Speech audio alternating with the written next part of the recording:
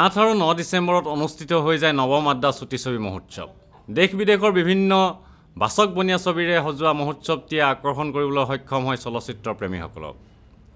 8 ডিচেম্বৰত চুটি ছবি মহোৎসৱখনি উদ্বোধন কৰে বিশিষ্ট কবি, সাহিত্য সমালোচক তথা গল্পকাৰ হৰে কৃষ্ণ ডেকাই।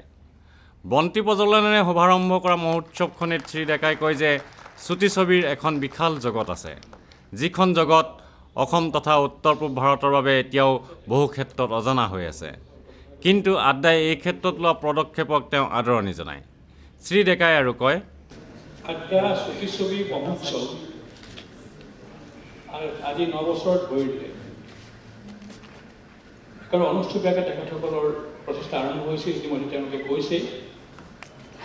আৰু প্ৰথম যি প্ৰচেষ্টা আছিল, প্ৰদৰ্শনী আছিল, সেইটো আছিলে খুব সাধাৰণভাৱে তেখেতসকলে কৰিছিলে ৰাস্তাৰ ওপৰত। আজি ৰাস্তাৰ পৰা আহি মঞ্চ পাইছেহি আৰু মঞ্চৰ পৰা নিশ্চয় আৰু আগুৱাই যাব পাৰিব, এই আশা মই কৰিছোঁ।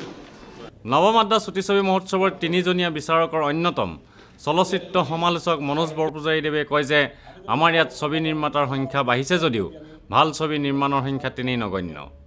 তেওঁৰ মতে আমাৰ নিৰ্মাতাই কাৰিকৰীভাৱে সফল ছবি নিৰ্মাণ কৰিলেও গাঁথনিগত দুৰ্বলতা, বিষয়বস্তুৰ গভীৰতা একেবাৰেই নাই।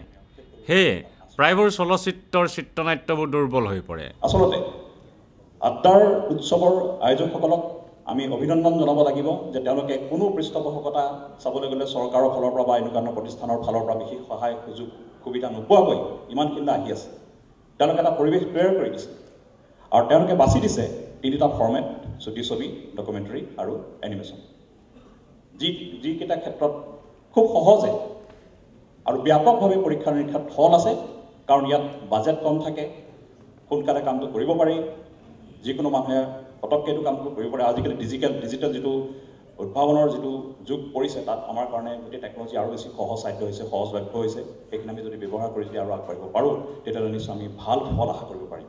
বিখ্যাত ছবি নিৰ্মাতা আলতাফ মজিদৰ ৰহস্যৰ বিচ্ছকু নামৰ ছবিখনেৰে মহোৎসৱৰ শুভাৰম্ভ কৰা হয়। বিখ্যাত ৰহস্য সাহিত্যিক ৰঞ্জু হাজৰিকাৰ ওপৰত নিৰ্মিত ছবিখন চাই দৰ্শক আপ্লুত হৈ পৰে।